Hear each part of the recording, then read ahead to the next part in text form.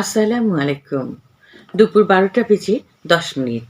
বাংলাদেশ বেতার রংপুর স্থানীয় খবরে আমন্ত্রণ জানাচ্ছি রেজিনা সাফরিন। প্রধানমন্ত্রী তারেক রহমান দেশব্যাপী ২৯,০০০-এরও বেশি শিক্ষা প্রতিষ্ঠানে একযোগে বৃক্ষরোপণ কর্মসূচির উদ্বোধন করেছেন। তিনি গতকাল রাজধানীর শেরেবাংলা নগরে বাংলাদেশ চীন মৈত্রী আন্তর্জাতিক সম্মেলন কেন্দ্রে একটি চারা রোপণ করে এই কর্মসূচির উদ্বোধন করেন। ভিডিও কনফারেন্সের মাধ্যমে নির্বাচিত শিক্ষা প্রতিষ্ঠানের অংশগ্রহণকারীরা সরাসরি প্রধানমন্ত্রীর সাথে অনুষ্ঠানে যুক্ত হন। এ সময় প্রধানমন্ত্রী শিক্ষক শিক্ষার্থী সহ সকলকে প্রতি বছর বর্ষা মৌসুমে অন্তত একটি করে গাছের চারা রোপণের পরামর্শ দেন। এদিকে ওয়ান চাইল্ড ওয়ান ট্রি প্রতিপাদ্য নিয়ে গতকাল রংপুর উচ্চ বিদ্যালয় চত্বরে বৃক্ষরোপণ ও শিক্ষার্থীদের মধ্যে চারা বিতরণ কর্মসূচির আয়োজন করা হয়। এতে প্রধান অতিথি ছিলেন রংপুর মহানগর বিএনপির যুগ্ম আহ্বায়ক শহীদুল ইসলাম মিজু।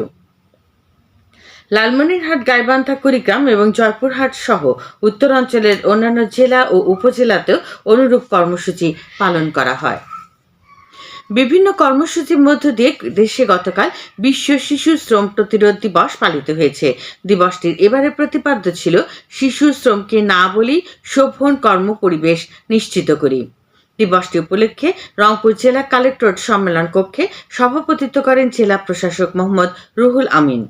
এ সময় তিনি শিশুদের জন্য নিরাপদ ভবিষ্যৎ নিশ্চিত করতে শোভন কর্মপরিবেশ, নিরাপদ কর্মক্ষেত্র এবং শ্রম আইন বাস্তবায়নের লক্ষ্যে শ্রমিক সংগঠন, শিল্প মালিক, বেসরকারি উন্নয়ন সংস্থা ও সামাজিক সংগঠন সহ সংশ্লিষ্ট সকলকে সমন্বিতভাবে কাজ করার আহ্বান জানান।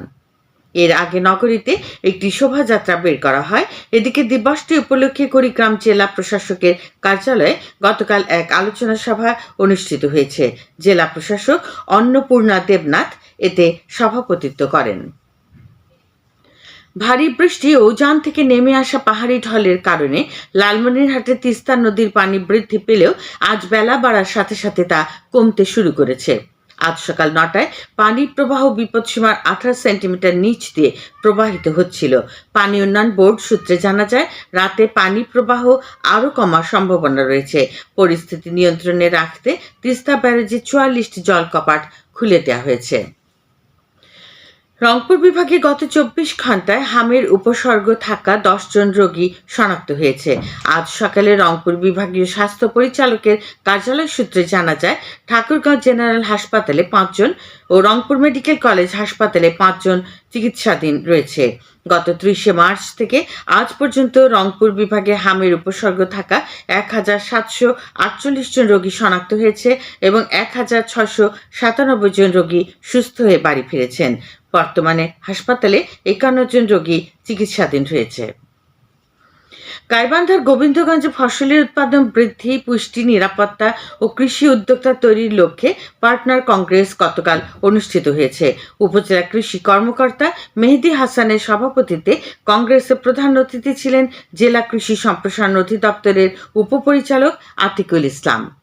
সভায় কৃষি উৎপাদন বৃদ্ধি, নিরাপদ খাদ্য নিশ্চিতকরণ এবং কৃষকদের জীবনমান উন্নয়নে আধুনিক প্রযুক্তি, গবেষণা ও উদ্ভাবনের উপর গুরুত্ব আরোপ করা হয়। কিষানী, সাংবাদিক ও স্থানীয় গণ্যমান্য ব্যক্তিগণ অংশগ্রহণ করেন। কুড়িগ্রামের রাজীবপুর উপজেলায় চলতি অর্থবছরে কৃষি সম্প্রসারণ অধিদপ্তরের উদ্যোগে ১৫টি আমন ধানের প্রদর্শনী প্লট স্থাপনের পরিকল্পনা নেওয়া হয়েছে। এজন্য নির্বাচিত জমির মালিককে বীজ ও সার সহ অন্যান্য উপকরণ এবং কারিগরি সহায়তা দেওয়া হচ্ছে।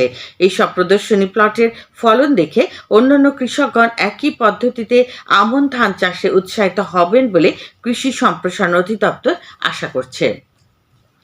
রংপুরে মাদক বিরোধী এক অভিযানে ২ মাদক কারবারিকে পুলিশ গ্রেফতার করেছে।